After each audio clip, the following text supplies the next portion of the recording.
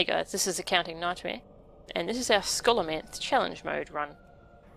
Scholomance is the second longest of all the challenge modes, but it's definitely one of the easiest. We left it till late because we wanted to do all the longest ones towards the end, and it was really nice to come to this one after doing stuff like Skull Monastery and Stormstout Brewery, because we just knocked this one over really quick. So this group, these two skeletons at the start, they do almost no damage. I had mostly DPS for this part. They put a dot on people, which does almost nothing. I just put a hot on them and they're fine. And they do a debuff on the tank called Unholy Blade. That'll make him take 30% more damage, so just dispel that when you see that. If one of the skeletons doesn't die quick enough, you'll end up with a debuff on the tank. You'll dispel it and then you'll get another debuff. That's kind of annoying, but it's no big deal really, because they still don't even do much damage. Just dispel it when you can. This boss, make sure you pull her as you're jumping down. If it doesn't go right, then the ads around here won't despawn. They're supposed to die when you pull the boss. And it's very bad if they don't despawn, because the acolytes do an AoE fear. They'll fear you all into the ice wall, then you'll all die. Very bad. And you have to stay towards the centre here, because there's a skeleton on the left and right patrolling back and forward. They do not despawn. So you have to stay centred and move back and forward to avoid stuff. So she does an ice ring. Make sure you get out of that. I have my camera angled down so I can see it easily, because it'll usually one-shot. Sometimes you'll survive, usually you won't. She also puts a debuff on people that hurts everyone near them. Doesn't hurt them, only people near them. So if you have that, sort of run towards the back, I guess. Yeah, and then it's phase 2. We just stack up in the centre and blow up the phylactery as much as we can. And we pop a hero on this boss, because we will have time for a second hero later in the instance, because it's so long. This part, we don't try to avoid all the books and stuff, we just DPS it down as quick as we can. And as a result, the healing is rather nasty. I pop my Divine Hymn. And yeah, even then, people are still getting just hammered. So you definitely want to burn this thing down as quick as you can. You could try and avoid stuff, I guess, but you'd lose DPS moving back and forth. And usually if I sit there and heal my butt off, usually I can heal through it. Yeah, so run through the door without aggroing that guy on the left. He does not despawn. Be careful. I didn't break combat for a little while there for some reason. And you definitely want to drink before you move into this next room. You're going to want all your mana for this next room. It's going to hurt a lot. Yeah, so you got this one guy. He's just like the ads at the start. He's pretty much no threat at all. Just dispel the debuff from the tank and you're fine. Yeah, now into this room. This room can be rather nasty. There's a lot of little skeletons that don't do much, but there's the candlestick mages. They hurt the tank quite a bit, and they put a really nasty dot on people, which you need to dispel. You can see they put one on the tank and on me at the same time, so I dispelled the tank and I just had to let the one on me tick away, because my dispel was on cooldown. Yeah, so you don't want to pull too many of these at once, because you'll have dots everywhere and you won't be able to do anything about them except mass dispel. Then you'll go really quick. So you know, take it. Don't take it too quick. And we pop a tank cooldown there, because that hurts surprisingly.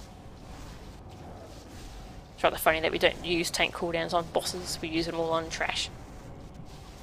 Usually I can break combat before we pull the boss, but sometimes it doesn't happen because healing combat flags are just so weird. I don't manage to break combat this time. Yeah, I haven't touched any of those mobs, but I'm in combat, so. But this boss isn't too bad on healing. I can just Hymn of Hope and drink a potion at this point. So she does Wondrous Rapidity. She does a little cone of damage in a direction. Make sure your tank faces her away, and then make sure he sidesteps when she does that. She does Gravity Flux on people, which does damage to them, and as long as they're not at low health, they'll survive it. It sort of sends them flying through the air. Don't know if you can avoid it or anything. I don't think you can, but yeah. Yeah, then there's this phase. So those ugly, massive character models on the right of my screen, it's a mod called Barov Helper. It's everyone has it. I don't really need it myself. I don't really worry too much about finding the right Barov. my group mates are very good at it, thankfully. The one that you're currently targeting is on the left, and the one you're looking for is on the right, so you can compare and try and figure out which is which very quickly. Even so, it's a good idea to pop a healing cooldown during one of these 2 phases. You always do this twice. And the damage only gets worse. And I don't know what happened to my camera there, it just freaked out for some reason. The damage just gets worse the longer it takes. So finding it quickly really helps. But if you do waste a lot of time, it's not a big deal because the timer is rather forgiving for this instance.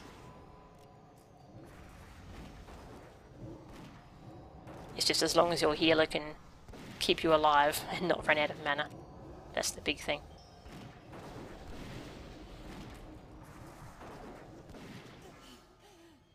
Now I drop combat instantly. I'm not really sure why. Yeah, sort of healing combat flags. It's based on when you last healed someone who was in combat, and then you've got your own combat flag which has to expire. Which, yeah, it's not a great system, but especially for challenge modes. This next room, so we pull the whole thing around the corner. Our tank runs in, grabs the ones on the right. Our hunter grabs the ones on the left for him, and he pulls them around the corner here. You should keep them faced away. I think they have like a conal AoE. So he's got them faced towards the right there. We're standing off to the left here. And yeah, pop cooldowns. This group really hurts. It's the worst pull in the instance. Use all of your cooldowns. Don't even bother saving any for the next boss, because as long as you do the next boss right, he won't hurt very much. Yeah, so you see I was at full mana, but I'm pretty much out of mana towards the end here. But if your DPS is doing their job, they'll all be dead right as you run out of mana, or sooner, hopefully. And you've got tons of time here to drink. Yeah, there's a whole RP thing here. You can drink up to full in preparation for Rattlegore, the 3rd boss. This guy is just the same as Heroic, just more unforgiving. Make sure you've got a bone shield, or you're going to get one shot if he bone spikes you. He doesn't really hit that hard on the tank, at least to start off with. He's got that stacking buff, which makes him do more damage, and it also slows him down.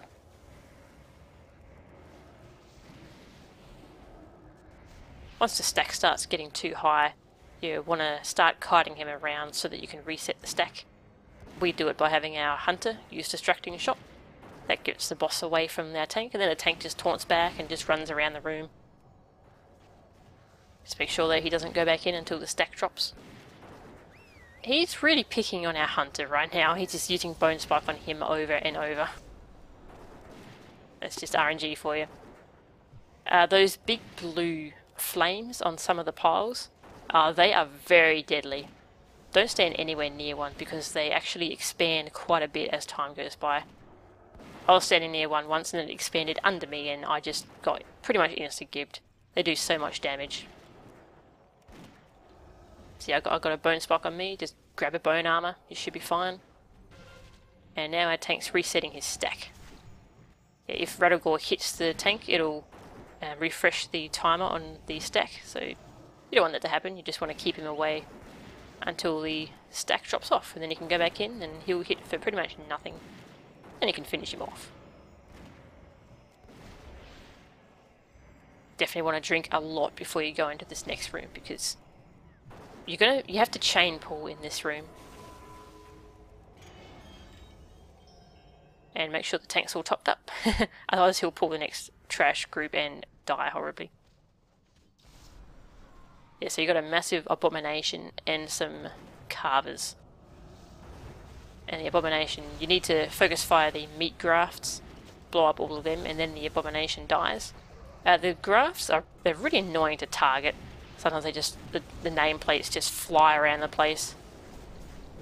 It takes some getting used to. It can be pretty tricky sometimes.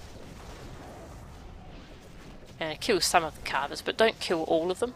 You need to go pull another group. Because the carvers, there's some kind of debuff or buff that bounces around between them. as you kill one, it sort of bounces to the rest and gets stronger and makes them take more and more damage. Yeah, so now you've got a big group pool. We pop more tanking cooldowns here.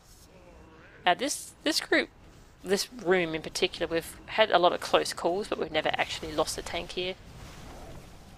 That's pretty lucky, I think. Yeah, and the carvers just melted because the debuff started getting really strong in stacks. I haven't looked at the debuff, but apparently that's how it works. Yeah, so we finish off the Abomination, and on to the fourth boss, Lilian Voss. You got loads of time to drink here, so just follow the group in and start drinking. We just stack towards the corner here. I did consider going Shadow for this, but it's pretty risky because if we don't manage to burst her down, then I probably won't have the healing to make it through phase 3. I would have tried Shadow, but we got our gold reasonably quickly, so I didn't see a point in experimenting with that quite yet.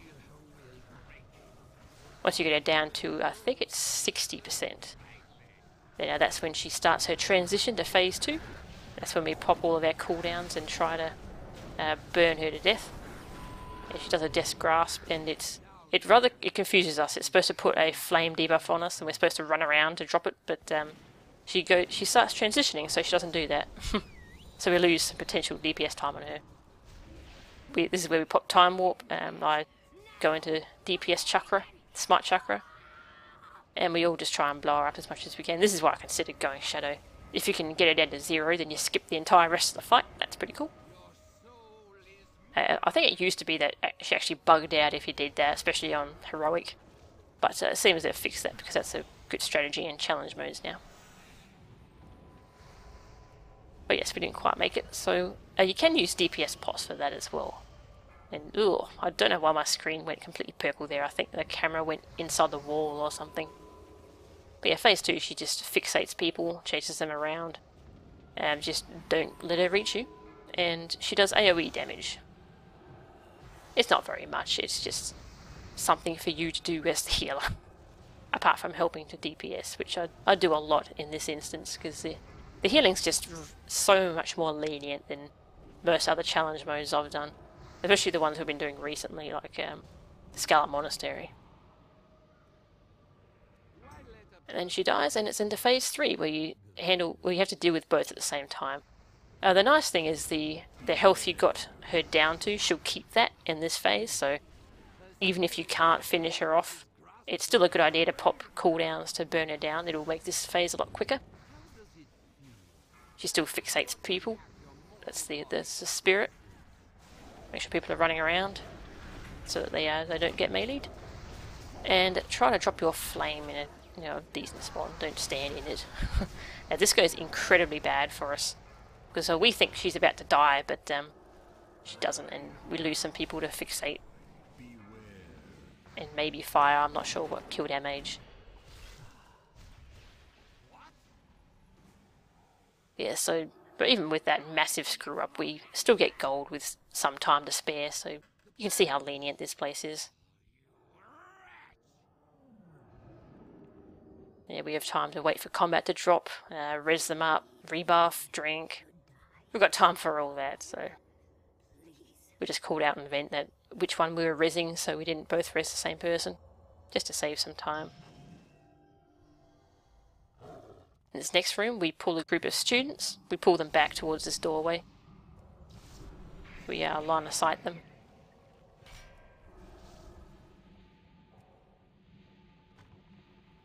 If you can use DPS pots on the previous boss. If DPS pots are what help you actually burn her down in phase 1 and skip the rest of the fight, it's definitely worth doing. Then just make sure you break combat before you pull this group, and your potions will be ticking down while you kill this group. Because we're going to use invisibility pot very soon. And if they're still not on cooldown, you can pull a second group here.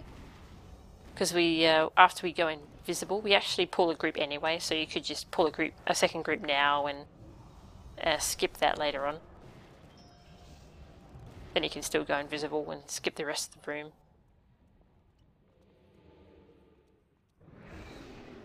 Yeah, I still haven't broken combat here. It's a very annoying bug. But there we go. We just run out the door at the end. Then I quickly snatch some time to drink. Our mage is left behind for a little bit because his invisibility was on cooldown. He catches up with us in a few moments.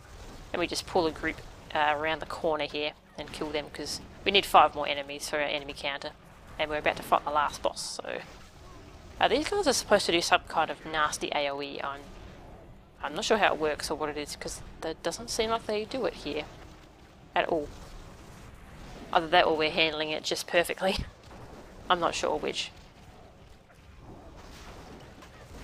But anyway, once these guys are dead we can move on to the last boss.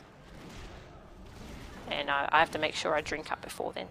Looks like they put some kind of slow on people because I'm moving very, very slowly there. Some kind of debuff. For this guy we tried a couple different strategies. But this is the one that definitely worked for us best. So you can have a strategy where you have your healer and your ranged DPS up on the balcony opposite the stairs. And then when the ads spawn, they should go right for the healer as long as the tank doesn't touch them and the melee DPS don't touch them. And then while they're running for the healer, your ranged DPS AoEs them down. But we had quite a few things go wrong with that. So after a few failures, we just said screw it and we just stacked in the center here and just AoE'd them as they spawned. It worked so much better for us, so definitely experiment, find what works for you. And the thing about the ads is after they've been alive for a little bit, they blow up and it hurts quite a bit. Several blowing up on a tank will hurt a lot. So I assume a non-tank will just get obliterated by the explosion. Pretty nasty. But we just AoE them down before they can explode, so that's fine. He still does his harsh lesson, of course. Sometimes he would do it to the tank and then someone else will get aggro. But he doesn't really hit that hard, so that's not really much of a problem. And I'm pretty sure I get ported next. Yeah. So as the healer, you have to dispel these friendly mobs. And that'll do a massive AoE to hurt the mobs. And of course Dispel has a cooldown, so you have to wait for it to come off cooldown. I did try Master Spell here because I was worried about how much mana I was going to need to finish the fight. And I could probably have Mind Seer to finish these guys off, but I didn't have it on a good hotkey. Make sure you have Dispel on a good hotkey though. I only have it on, but before I did this challenge mode I only had it on a Voodoo key binding. But of course, friendly NPCs don't work with Voodoo, so I had to change my my Dispel macro to Purify. I was calling it Dispel, it's Purify now, sorry. Purify is the friendly Dispel. And the boss himself, he puts some kind of debuff on people, which makes him... I think it makes him take more fire damage, so just dispel that when you see that, and he will barely hurt at all. You can see he doesn't hit that much at all. And I help DPS a little bit here, because he's almost dead. I might as well try and finish him off. Could have used GS there too, actually. I didn't notice it. I hadn't used that yet. But yeah. So pretty much if you get ported, just if you're not the healer, then just DPS all the skeletons down, and there you go. That's the last boss in Scholomance. Definitely one of the easier challenge modes. It was quite fun though. So I'll see you next time for our final challenge mode, Shadowpan Monastery. See ya!